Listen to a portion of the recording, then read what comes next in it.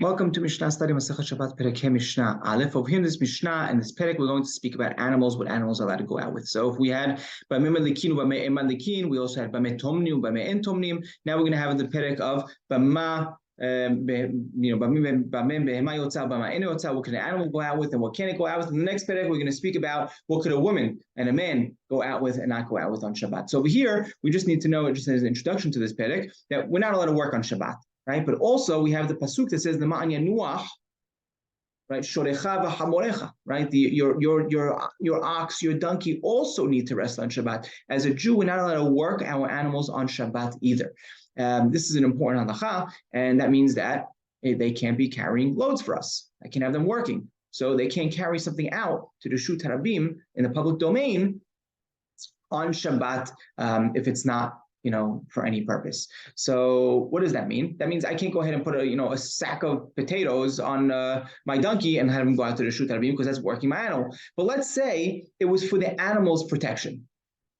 Let's say it was to keep the animal warm, right? Not for me, but more for the animal's sake, that would be allowed. And that's really going to be the framework of our Perek.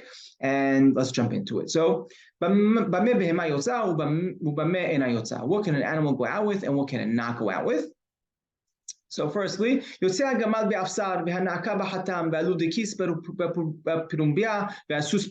So all these animals could go out with certain things. Over here we say firstly the gamal, the camel, go out with this afsar, right? That they would tie, seems like more like a muzzle for camels that they would tie around them. And the na'aka could go out with this hatam, right? According to Rambam, this hatam is more like a metal type of muzzle that would tie to the cheeks of the na'aka, right? This na'aka is it's not any na'aka, right? The Gemara says it's talking about na'aka levana, right? So na'aka levana is something that's a lot more wild, right?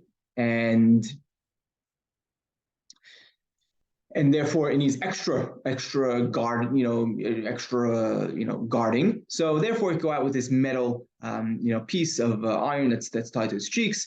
And luvdekis, right? According to Rambam, this is also this luvdekis is a donkey that doesn't accept authority, right? So it's somewhere in between a wild donkey and a domestic donkey, and it's allowed to go out with this pirumbia, right? Also sometimes a muzzle out of metal. And the sus basher, the horse could go out with the sher. There's this chain, right? The chain around it. The chol ba'alei asher yotzim basher, right? All ba'alei asher, anyone that needs a chain, like some type of leash chain to go out with, could go out with the sher.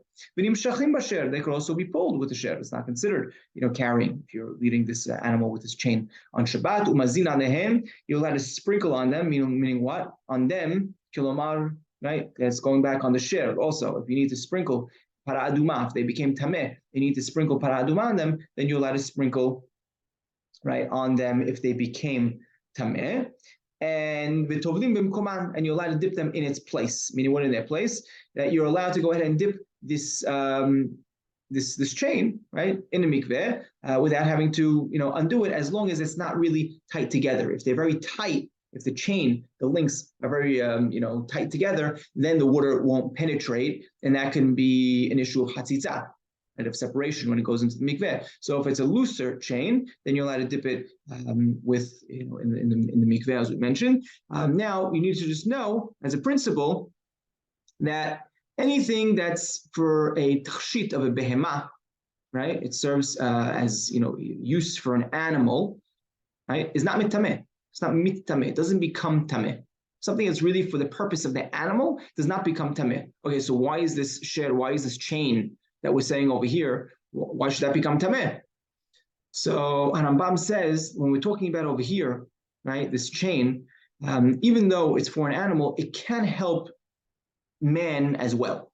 And because it serves man as well, therefore, we consider it mimash adam, serving a man, and therefore it can become tameh. Hence, our Mishnah that speaks about you're allowed to sprinkle efer paraduma on it and dip it in its place. And as we mentioned, next Mishnah we're going to discuss continuing what can and can't an animal go out with on Shabbat.